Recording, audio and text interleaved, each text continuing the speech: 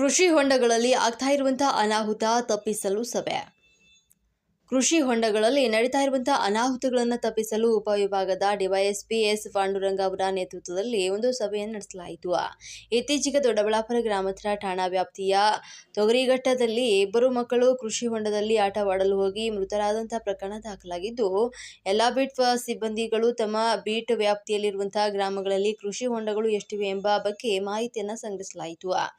ಸಂಬಂಧಪಟ್ಟಂತಹ ಕೃಷಿ ಇಲಾಖೆ ಮತ್ತು ಸಣ್ಣ ನೀರಾವರಿ ಇಲಾಖೆಯೊಂದಿಗೆ ಸಂಪರ್ಕ ಸಾಧಿಸುವುದು, ಯಾವುದೇ ಕೃಷಿ ಹೊಂಡದಲ್ಲಿ ಭದ್ರತೆ ಇಲ್ಲದೆ ಫೆನ್ಸಿಂಗ್ ಹಾಕಿಕೊಳ್ಳದೆ ಸುರಕ್ಷಿತವಾಗಿ ಕೃಷಿ ಹೊಂಡಗಳು ಇದ್ದಲ್ಲಿ ತ್ವರಿತಗತಿಯಿಂದ ಕೃಷಿ ಹೊಂಡದ ಸುರಕ್ಷಿತ ಬಗ್ಗೆ ಕ್ರಮವನ್ನು ಕೈಗೊಳ್ಳುವುದು. ಕೃಷಿ ಹೊಂಡದಲ್ಲಿ ಯಾವುದೇ ಅಜಾಗರೂಕತೆಯಿಂದಾಗಿ ಮೃತಪಟ್ಟರೆ ಆಯಾ ಕೃಷಿ ಹೊಂಡದ ಮಾಲೀಕರನ್ನೇ ಹೊಣೆಗಾರರನ್ನಾಗಿ ಮಾಡಲಾಗುವುದು.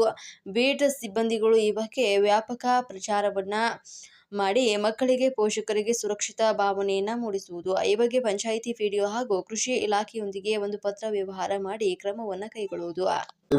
ಅಂದರೆ ಇತ್ತೀಚೆಗೆ ಬೆಂಗಳೂರು ಗ್ರಾಮೀಣ ಭಾಗದಲ್ಲಿ ಮಳೆ ಹೆಚ್ಚಾಗಿ ಬೀಳ್ತಾ ಇದೆ.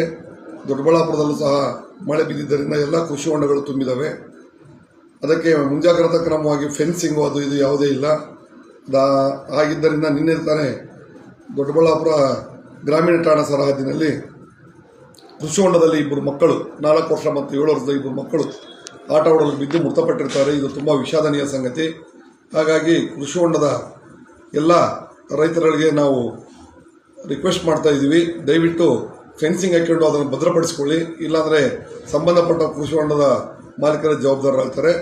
ಮತ್ತು ಬೀಟ್ ಕಾನ್ಸ್ಟೇಬಲ್ಗೆ ಮತ್ತು ಠಾಣಾಧಿಕಾರಿಗಳಿಗೆ ಸೂಚನೆ ನೀಡಿದೆ, ತಮ್ಮ ತಮ್ಮ ಸರಹದ್ದಿನಲ್ಲಿರುವ ಎಷ್ಟು ಕೃಷಿ ಹೊಂಡಗಳಿದೆ ಅದರ ಬಗ್ಗೆ ಮಾಹಿತಿ ತಗೊಳ್ಬೇಕು ಮತ್ತು ಸಂಬಂಧಪಟ್ಟ ಕೃಷಿ ಹೊಂಡದ ಮಾಲೀಕರಿಗೆ ಫೆನ್ಸಿಂಗ್ ಹಾಕಿಕೊಂಡು ಯಾವುದೇ ದನಕರುಗಳಾಗಲಿ, ಮಕ್ಕಳಾಗಲಿ, ವಯಸ್ಸಾದ ವಯೋವೃದ್ಧರಾಗಲಿ ಹೋಗದಂತೆ ಮುಂಜಾಗ್ರತಾ ಕ್ರಮ ವಹಿಸಬೇಕಂತೇಳಿ ದೊಡ್ಡಬಳ್ಳಾಪುರ ಉಪವಿಭಾಗದ ಪರವಾಗಿ ಕೇಳಿಕೊಳ್ತಾ ಇದ್ದೀವಿ. Thank you.